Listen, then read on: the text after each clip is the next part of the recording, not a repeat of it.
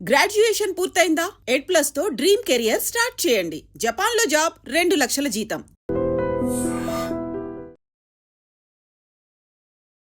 Hi నమస్తే, welcome to iDream Media. నేను మీ Roddam Srinivas. America H1B visa నిబంధనలో ఇవాళ అంటే ఏప్రిల్ 1వ తేదీ నుంచి కొత్త నిబంధనలు అమల్లోకి తెచ్చింది. ఈ అమెరికా కొత్తగా పెట్టిన ఈ నిబంధనల వల్ల అమెరికా భారత్ మధ్య ఎలాంటి దౌత్య సంబంధాలు, వ్యాపార సంబంధాలు, ఆర్థిక సంబంధాల్లో ఎలాంటి మార్పులు రాబోతున్నాయి, అదేవిధంగా అమెరికాలో వెళ్ళి స్థిరపడాలనుకునే భారతీయ యువతకు కావచ్చు, భారతీయ నిపుణులకు కావచ్చు, ఎలా ఇవి లాభమా నష్టమా అనే విషయాలు మనతో మాట్లాడడానికి జియో పొలిటికల్ అనలిస్ట్ సురభి గారు ఉన్నారు. మాట్లాడదాం. నమస్తే సురభి గారు. నమస్తే శ్రీనివాస్ గారు, ఎలా ఉన్నారు? నేను బాగున్నానండి. సురభి గారు, ఈ రోజు నుంచి కొత్త నిబంధనలు వచ్చాయి H1B వీసాల్లో అమెరికా. ఈ నిబంధనలు మీరు ఎలా చూస్తారు? అమెరికా కొత్త నిబంధనలని మీరు ఎలా చూస్తారు? యాజ్ ఏ జియో పొలిటికల్ అనలిస్ట్గా, అమెరికాలో ఉండి దాన్ని అంతా చూసిన వ్యక్తిగా ఎలా చూడాలి దీన్ని? శ్రీనివాస్ గారు, అమెరికా ఒక 100 ఏళ్ళ ముందు తీసుకున్నారు అనుకోండి, it was a different country. America వచ్చేసి ఈ స్థాయికి ఎదిగిందంటే అది ఇమిగ్రెంట్స్ వల్లనే కదా. ఆ టైంలో ఉన్న ప్రెసిడెంట్స్ వచ్చేసి ఇమిగ్రేషన్ని పాజిటివ్గా రీఎన్ఫోర్స్ చేసేవాళ్ళు.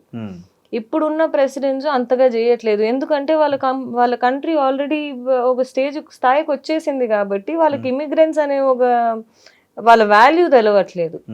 అందువల్ల వాళ్ళు ఇంత స్ట్రిక్ట్గా H1B రూల్స్ పెట్టడమే కానీ, లేకపోతే బయట దేశం నుంచి ఇమిగ్రేట్ అయ్యి యుఎస్కి వెళ్ళే వాళ్ళనైనా కానీ వద్దు అనే స్థాయికి ఎదిగారు ఇప్పుడు. కానీ ఒక 100 years ముందు తీసుకుంటే అమెరికా ఎక్కడ ఉండింది కదా. ఇమిగ్రెంట్స్ వల్లనే వాళ్ళు ఇక్కడ దాకా వచ్చారు, కానీ ఇమిగ్రెంట్స్ని ఈరోజు వద్దంటున్నారు. సో దట్ ఈస్ రిపబ్లికన్ సైడ్లో తీసుకుంటే డొనాల్డ్ ట్రంప్ గారు కొంచెం is a little anti immigrant from the very beginning. ఒక పాయింట్ ఆఫ్ టైంలో అయితే ముస్లిమ్స్ని బ్యాన్ చేసేసారు ఆయన ఫస్ట్ టర్మ్లో. అమెరికాలో ఎంటర్ అవ్వడానికి కానీ ముస్లిమ్స్ని బ్యాన్ చేసేసారు.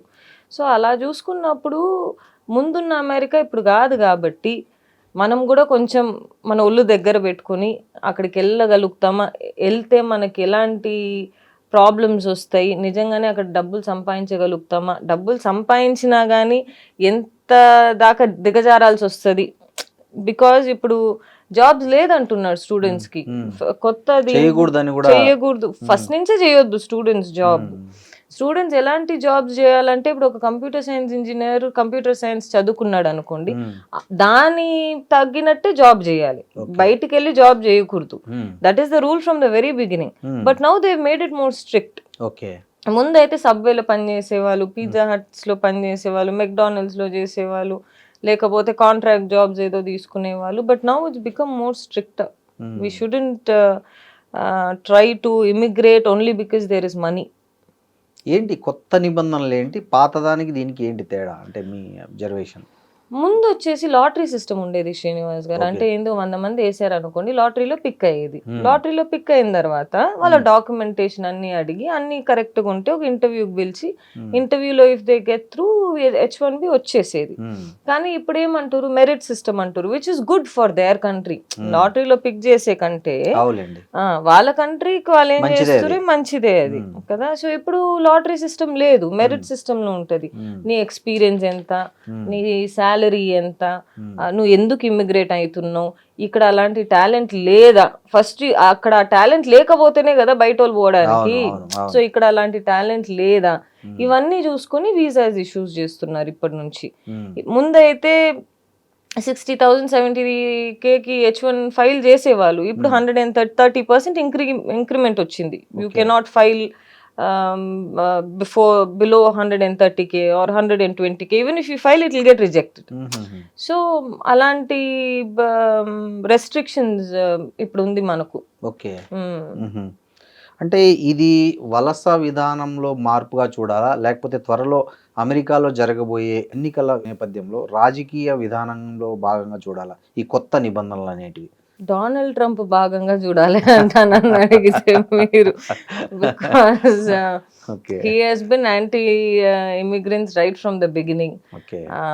ఆయన వచ్చేసి very very strong Nationalist. So ఆయన తెచ్చిన రూల్స్ అండ్ రెగ్యులేషన్స్ ఇది కొంచెం మేబీ ఇన్ ద ఫ్యూచర్ ఇప్పుడు మీకు మీరు ఫేస్బుక్ తీసుకోండి, గూగుల్ తీసుకోండి, ఏ కంపెనీస్ అయినా తీసుకోండి Srinivas garu, I don't think any of those organisations can run without Indian IT backbone support. ఇప్పుడు మంచి ఇంజనీర్స్ తీసుకోండి, డెవలపర్స్ తీసుకోండి, అందరు ఇండియన్స్ మోస్ట్ ఇది కదా. నువ్వు ఇప్పుడు వచ్చి ఆ జాబ్స్ అన్ని రీప్లేస్ చేసి వి విల్ పుట్ అమెరికన్స్ అంటే వాళ్ళు ఫస్ట్ స్కిల్డ్ ఉండాలి కదా జాబ్స్ చేయడానికి. So maybe in year or two they will realise that you know what Americans can't do that. Americans can't deliver as much as what Indians can deliver అనేది ఒక 1-2 years లో వాళ్ళకి అర్థమవుతుంది. So maybe 2 years తర్వాత మళ్ళీ దీంట్లో మార్పులు రావచ్చు. అప్పటి వరకు డొనాల్డ్ ట్రంప్ గారు సెకండ్ టర్మ్ కూడా అయిపోయింది కాబట్టి ఆయన president cannot serve more than 2 terms in America. So that is a very good thing.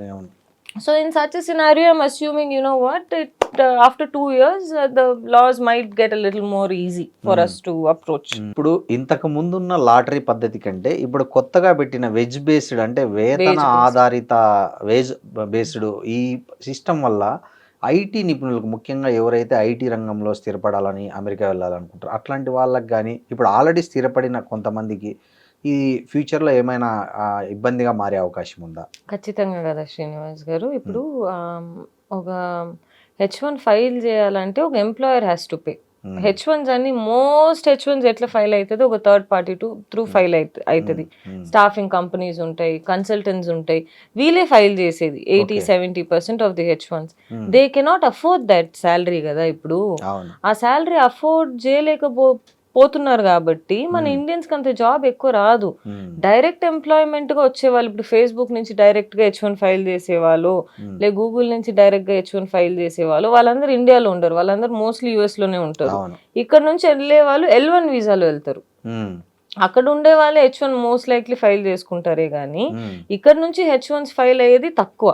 H1s direct companies తో, కన్సల్టెంట్స్ తో ఎక్కువ మంది ఫైల్ చేసుకుంటారు. అది ఇప్పుడు తగ్గిపోయింది, ఎందుకంటే కన్సల్టెంట్స్ కి అంత ఇది ఉండదు కదా, ఫినాన్షియల్ బ్యాంకింగ్ ఉండదు కదా. అందుకోసం ఐటీ ఉద్యోగాలు కొంచెం తగ్గిద్ది మన సైడ్. అది కాకుండా ఇప్పుడు 100K మళ్ళీ ఇవ్వాలి అంటున్నారు కదా.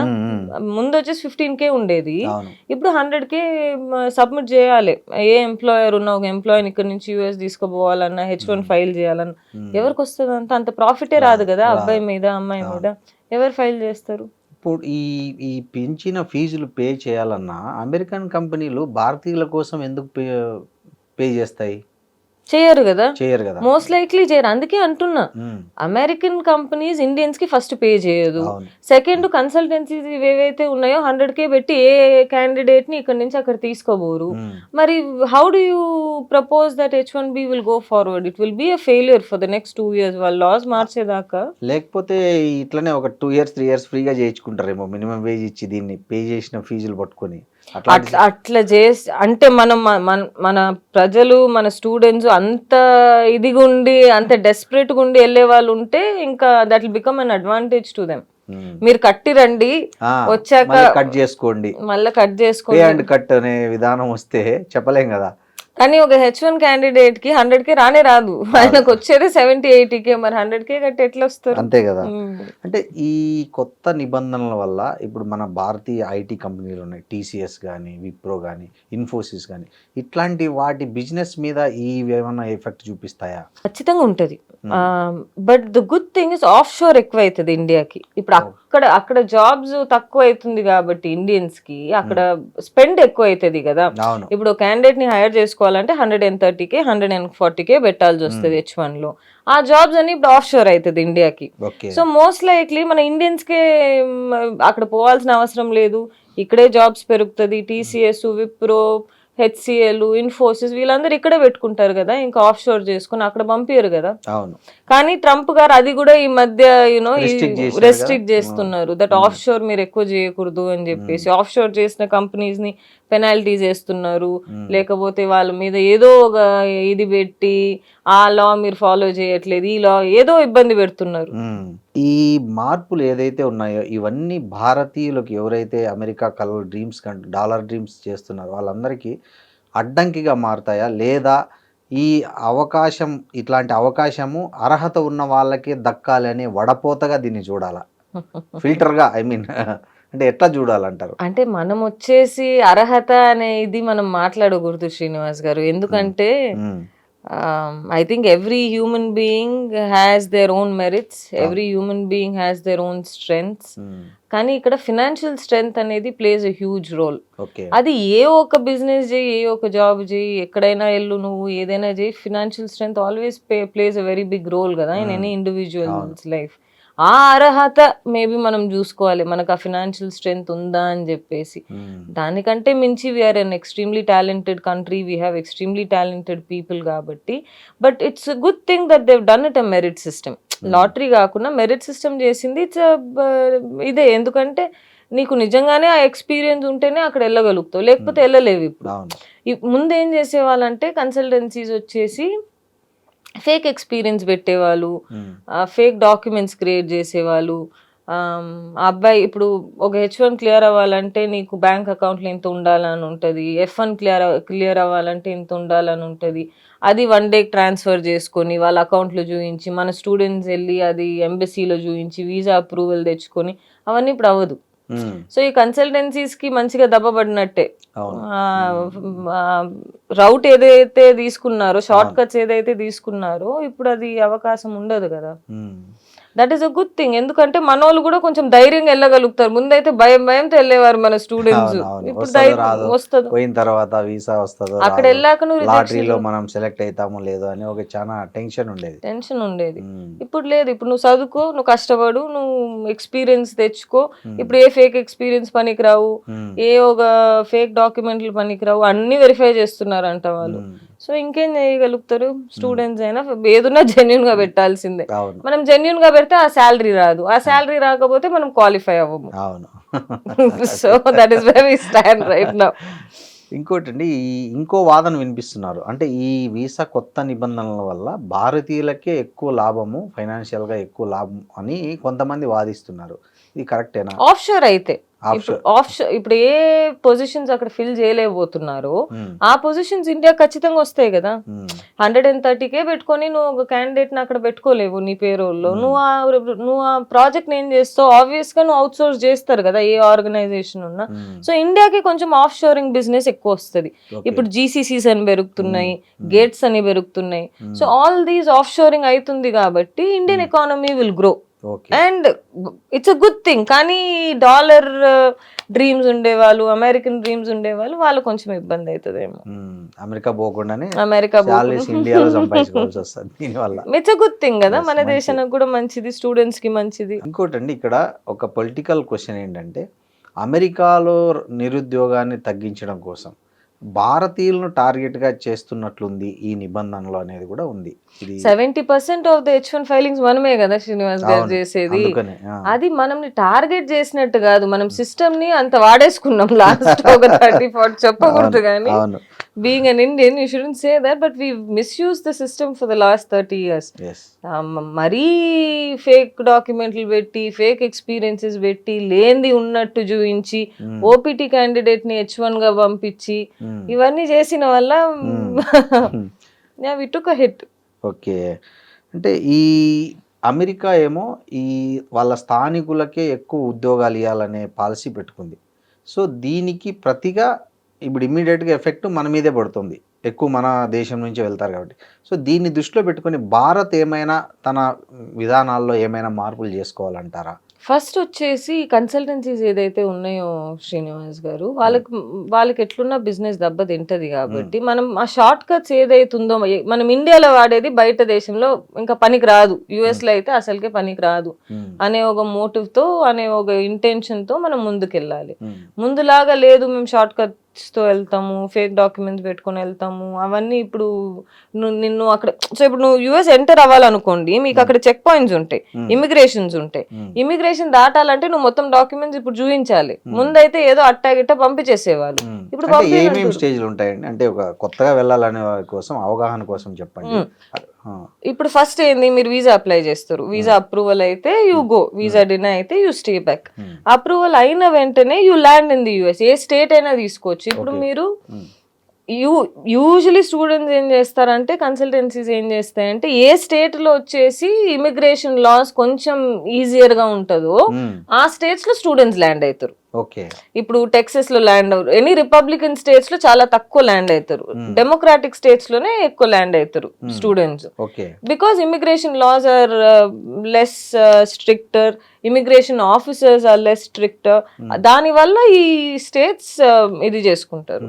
అక్కడ దిగాక మీకు ఇమిగ్రేషన్ చెక్ ఉంటుంది. ద మినిట్ యూ ఫ్లైట్ దిగిన వెంటనే మీరు ఫ్లైట్ లోనే మీకు ఒక పేపర్ ఇస్తారు, anybody who's not citizen please write, ఎక్కడ వెళ్తున్నారు, దేనికి వస్తున్నారు, మీ who is your point of contact, ఇక్కడ అవన్నీ ఓ పేపర్ ఇచ్చి యూ హ్యావ్ టు సబ్మిట్. అది సబ్మిట్ చేసిన తర్వాత you get in to the immigration line. ఆ ఇమిగ్రేషన్ ఆఫీసర్ మిమ్మల్ని 100 క్వశ్చన్లు అడుగుతారు. ఎందుకు వస్తున్నావు, దేనికి వస్తున్నావు, నీ ఫ్యామిలీ బ్యాక్గ్రౌండ్ ఏంది, ఎన్నేళ్ళు ఉందాం అనుకుంటున్నావు. B1 లో వెళ్తే B1 క్వశ్చన్స్ అడుగుతారు, వై ఆర్ యూ హియర్, వెకేషనా లేకపోతే వర్క్ వల్ల బిజినెస్ వల్ల వచ్చిండవా. H1 లో వెళ్తే నీకు ఫ్యామిలీ యుఎస్ లో ఉన్నారా, ఇండియాలో ఉన్నారా, మీ వైఫ్ ఎక్కడుంది, మీ ఎక్స్పీరియన్స్ ఏంటి, పాస్ట్ ఎక్స్పీరియన్స్ ఏంది, ప్రెసెంట్ ఎక్స్పీరియన్స్ ఏంది, మీ ఎంప్లాయర్ ఎవరు, ఇవన్నీ అడుగుతారు. ఇవన్నీ వాళ్ళు సాటిస్ఫై అయితేనే you can enter the country, లేకపోతే డిపోర్ట్ చేసేస్తారు. ఈవెన్ వీసా ఉన్నా, టికెట్ తీసుకున్నా, అన్ని చేసినా కూడా ఆడ వెళ్ళాక if the immigration officer is dissatisfied with the answers that you give or provide or the documents that you have, they can deport you back. Okay. So అది ముందుంచే ఉంది, ఇప్పుడు ఇంకా స్ట్రిక్ట్ చేస్తారు. సో మనం ఆ ఛాన్స్ తీసుకొని డెమోక్రాట్ స్టేట్ లో ల్యాండ్ అవుతాం, అవన్నీ ఇప్పుడు I don't think will play any role. I think you have to be very cautious. ఏది సబ్మిట్ చేస్తే అది ఉన్నట్టే సబ్మిట్ చేయాలి. సో ఒరిజినల్ డాక్యుమెంట్స్ పెట్టుకుంటే సేఫ్ అన్నట్లు. సేఫ్, లేకపోతే ఇంకా సరే నువ్వు కంట్రీ ఎంటర్ అయినావు, ఏదో ఒక దాని వల్ల ఐస్ వాళ్ళు మిమ్మల్ని పట్టుకున్నారు అనుకోండి, మరి మీరు ఫేక్ అని తెలిసింది అనుకోండి, బ్లాక్ లిస్ట్ చేస్తారు, డిపోర్టేషన్ చేసి బ్లాక్ లిస్ట్ చేస్తారు. మరి అమెరికా పోవడానికే లేదు. ఒకసారి అమెరికా బ్లాక్ లిస్ట్ చేసింది అనుకోండి, most of the countries won't let you in. ఓ, అదొకటి ఉంది. So chances 90% chances are most of the countries won't let you in. దానివల్ల you have to be very cautious students these days. అంటే ఈ కొత్త నిబంధనల వల్ల ముఖ్యంగా ఎక్కువ నష్టపోతుంది. మీరు చెప్పేదాన్ని బట్టి చూస్తే ఫ్రెషర్స్కే ఎక్కువ ఇబ్బందులు ఉన్నాయి. సో వాళ్ళు ఎలాంటి నైపుణ్యాలను మెరుగుపరుచుకుంటే ఈ ప్రాసెస్ ఈజీ అవుతుంది అంటారు? ఈ ప్రాసెస్ ఈజీ అవ్వదు శ్రీనివాస్ గారు. నెక్స్ట్ 2 years కి అయితే ఈ ప్రాసెస్ ఈజీ అవ్వదు. ఫస్ట్ వచ్చేసి మనం US కి F1 వీసాలో వెళ్తాం స్టూడెంట్స్ అయితే. F1 వీసా అంటే ఏంటి, నీకు అక్కడ ఇమిగ్రేషన్ ఆఫీసర్ అడుగుతాడు, నువ్వు F1 తర్వాత ఇక్కడ పని చేయాలి అనుకుంటున్నావా అని చెప్పేసి. అవును అంటే వాడు తిరిగి పంపించేస్తాడు. సో నువ్వు లేదనేసే కంట్రీ ఎంటర్ అవుతున్నావు. ఏ స్టూడెంట్ అయినా నేను ఇక్కడ వచ్చింది చదువుకోవడానికి, చదివి అయినాక నేను ఇంటికి తిరిగి వెళ్ళిపోతా. This is how a student enters the US. So now the students have to go study and come back. They cannot say, you know what, I want to apply for a job here. I will put fake documents in place. I will put fake experience in place. All this won't work. అంటే ఇప్పుడు ఇట్లాంటి situation continue అయితే అమెరికాలో అక్కడున్న professionals కానీ intellectuals కానీ ఇటు నుంచి వెళ్ళాలనుకున్న వాళ్ళు కానీ ఈ కెనడా, జర్మనీ, ఆస్ట్రేలియా వైపు వెళ్ళే అవకాశం ఉందా? అంటే వలస అంటే జాబ్స్ ఉండాలి కదా. అంటే ఓకే, జాబ్స్ లేవు కదా శ్రీనివాస్ గారు. కెనడా తీసుకోండి, ఆస్ట్రేలియా తీసుకుని, జర్మనీ తీసుకుని, జాబ్స్ ఏడు ఉన్నాయి. జర్మనీ అయితే జర్మన్ ఇస్ మస్ట్. నువ్వు జర్మన్ లాంగ్వేజ్ లేకుండా నీకు ఎలాంటి జాబ్స్ రావడం, if you looking at high paying job. Canada అంటారా, Canada their own citizens don't have jobs. ఆస్ట్రేలియాస్ economy is not that strong that it can provide jobs to other citizens. చేయొచ్చు 10% 20% చేయొచ్చు, కానీ US అంతా అయితే they're not their economy is not that big and strong కదా. వాళ్ళ citizens కి jobs లేవు. సో మనకి ఎక్కడి నుంచి ఇస్తారు? అంటే బ్రెయిన్ డ్రైన్ నుంచి బ్రెయిన్ గెయిన్ వైపు భారత్ వెళ్ళాలంటే ఏం చేయాలి? We have strong incubation centers here, Srinivas garu. Strong GCCs here. We have amazing startups coming up. Government funding బాగుంది, అన్ని ఇండియాలో బాగుంది. ఇప్పుడు ఇండియాలో చదువుకొని, ఇండియాలో ఉద్యోగం ఎత్తుక్కొని, ఇండియాలో పనిచేసి, ఇండియాలో ఇల్లు కొనుక్కొని, ఇండియాలో కారు కొనుక్కుంటే మంచిది ఇప్పుడు మనకు. That is how you can support your own self and support the country in return also. ముందులా లేదు ఇప్పుడు. ఎవ్రీ కంట్రీ, ఇప్పుడు మన దేశం కూడా తీసుకోండి, immigration has become a huge challenge even in our country. అవునా కాదా చెప్పండి? బంగ్లాదేశీస్ వచ్చి మన జాబ్స్, రోహింగ్యాలు, అవును. So when we're so strict, what is wrong in America being so strict? Nothing wrong. Nothing wrong. wrong. You're born in this country, Yes. you work for this country, you die in this country. Just because you want to make money, మీరు యుఎస్కి వెళ్ళి డబ్బులు సంపాదించాలంటే ఇవన్నీ follow అవ్వండి ఇంకా. అవును, ఇక్కడ నుంచి వెళ్ళి అమెరికాలో చదువుకోవాలనుకునే యూత్ కి చాలా మంది ఇప్పుడు ఇది అడ్మిషన్ల టైం, అడ్మిషన్స్ టైం. వాళ్ళకు ఒక ఎక్స్పర్ట్ గా మీరు ఇచ్చే సలహా ఏంటి? My suggestion would be not to go, Srinivas garu. ఈ టైంలో అయితే డొనాల్డ్ ట్రంప్ ఉండేదాకా మనం ఏ స్టూడెంట్స్ ని ఇక్కడ నుంచి పంపించినా, ఏ ఒక కన్సల్టెన్సీ అలాంటి ఒక ప్రాసెస్ లో if they take a part in it, I don't think you should encourage. 100 consultancies phone చేస్తాయి స్టూడెంట్స్ కి, మేము మిమ్మల్ని పంపించేస్తాము, అది పెడతాము, ఇది పెడతాము అని చెప్పి. స్టూడెంట్స్ అది నమ్మకూడదు, వాళ్ళ లైఫ్ స్పాయిల్ అయిపోయింది. బికాజ్ ఇప్పుడు ఉన్న దాంట్లో ఏ కన్సల్టెన్సీస్ కెనాట్ అఫోర్డ్, అన్ని ఫేకే పెడతారు. ముందులా లేదు, ఇప్పుడు పట్టుకుంటున్నారు, ఇమిగ్రేషన్ లో పట్టుకుంటున్నారు, ఐస్ వాళ్ళు పట్టుకుంటున్నారు, ప్రతి ఒక్క డాక్యుమెంట్ చెక్ చేస్తున్నారు. If you see an Indian there, if you see somebody who's not an American in a grocery store, వాళ్ళని అడుగుతున్నారు మీ పాస్పోర్ట్ ఏంటి, మీ వీసా ఏంటి, ఎక్కడి నుంచి వచ్చారు, ఎప్పుడు వచ్చారు, మీ పాస్పోర్ట్ వ్యాలిడిటీ ఏంటి. ముందు ఉండలేదు ఇట్ట. కానీ ఇప్పుడు ఇండియన్స్ అక్కడ కనిపిస్తే చాలిపోయి అడిగే పరిస్థితి ఉంది. Where are you from, when did you arrive, what is your visa status అని చెప్పేసి. Why put yourself through that? అంటే ఎందుకు వచ్చింది ఆ పరిస్థితి భారతీయులకు అమెరికాలో అని? మనం సిస్టమ్ ని బాగా మిస్యూజ్ చేసుకున్నాం శ్రీనివాస్ గారు. అంటే ఎలా చెప్పాను కదా, ప్రతి ఒక్క డాక్యుమెంట్ ఫేక్ పెట్టాం, ప్రతి ఒక్క ఎక్స్పీరియన్స్ ఫేక్ పెట్టాం. ఓపీటీ ఉన్న వాళ్ళు వేరే వాళ్ళు H1 తీసుకొని వీళ్ళ పేర్లు పెట్టుకొని H1 అని సబ్మిట్ చేసి ఉద్యోగాలు చేసేవాళ్ళు. దీనికన్నీ ఒక ఇక్కడ ఒక హైదరాబాద్ లో అయితే ప్రతి ఒక్క ఆల్టర్నేట్ వీధిలో మీకు ఈ కన్సల్టెన్సీస్ ఉంటాయి, యుఎస్ గల్లీ గల్లీకి ఉంటాయి. గల్లీకి ఉన్నప్పుడు వాళ్ళు ఏం చేస్తారు, వాళ్ళకేం పోయేదేం లేదు కదా, స్టూడెంట్స్ లైఫే కదా అక్కడ ఉండేది. ప్రతి ఒక్కటి ఫేక్ చేసి పడేసి స్టూడెంట్స్ ని పంపించేసేవాళ్ళు జాబ్స్ కి. వాళ్ళకి జాబ్స్ రాకపోతే వెనకాల నుంచి ప్రాక్సీ పెట్టేవాళ్ళు, ఇండియా నుంచి ప్రాక్సీ పెట్టి అక్కడ ఉద్యోగం చేయించేవాళ్ళు స్టూడెంట్స్ ని. మళ్ళీ ఇవన్నీ చూసే కదా ఎందరికి తెలుస్తుంది ఈ అబ్బాయి ఫేక్ అని చెప్పి. సో నీకు 10 మంది ఇండియన్స్ లో 8 members ఆర్ ఫేక్ అంటే ఆబ్వియస్లీ ఆ పేరు వచ్చిద్దా లేదా, మనకు వస్తుంది కదా. అందుకోసం laws have become a little more stricter. మన ఫాల్ట్ ఉంది ఈ ప్రాసెస్ లో, మనం అన్ని కరెక్ట్ గా వెళ్ళాము, యుఎస్ డిడ్ ఎవ్రీథింగ్ రాంగ్ అని కూడా మనం చెప్పలేము.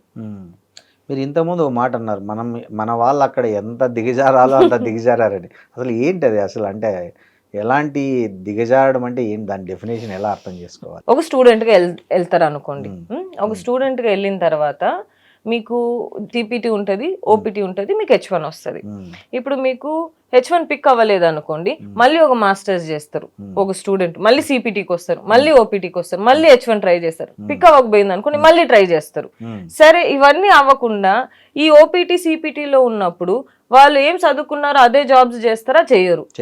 మెక్డానల్డ్స్ లో చేస్తారు, పెట్రోల్ బంక్ లో చేస్తారు, డామినోస్ లో చేస్తారు. అవసరమా? అది దిగజారకపోతే అది ఇంకేంటి? అంత చదువుకున్నోళ్ళు నీకు డాలర్లో సంపాదించాలి అని అంత ఒక ఏం చెప్పేది, అతి ఆశ కదా.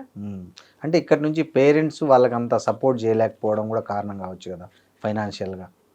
ఫస్ట్ వచ్చేసి స్టిగ్మా ఉందండి ఇండియాలో. ఏమని, యుఎస్ లో వెళ్ళి మా అబ్బాయి చదువుకున్నాడు, మా అమ్మాయి చదువుకుందంటే గొప్ప స్టేటస్ అది.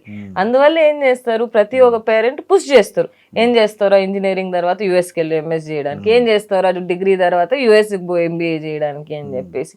ఆ స్టిగ్మా వల్ల మన స్టూడెంట్స్ ప్రెషర్ అవుతారే కానీ, మీరు చాలా స్టూడెంట్స్ వెళ్ళి అడగండి, ఇప్పుడు అరే నేను ఇండియాలో ఉంటేనే బాగుంటది అక్క, ఏం చేస్తాను అడిగి పోయి, అమ్మ నాన్న టార్చర్ తట్టుకోలేకపోతున్నాను, పక్కింటి అమ్మాయి వెళ్ళిందంట నన్ను కూడా వెళ్ళమంటుంది అంటున్నారు. సో కంపారిజన్స్ ఎక్కువ అయిపోతున్నాయి కదా. మీకు మంచి సంబంధాలు రావాలంటే అబ్బాయి యుఎస్ లో ఉండాలి అంటారు. So these are all become social stigmas. Unless we change we cannot blame the US entirely.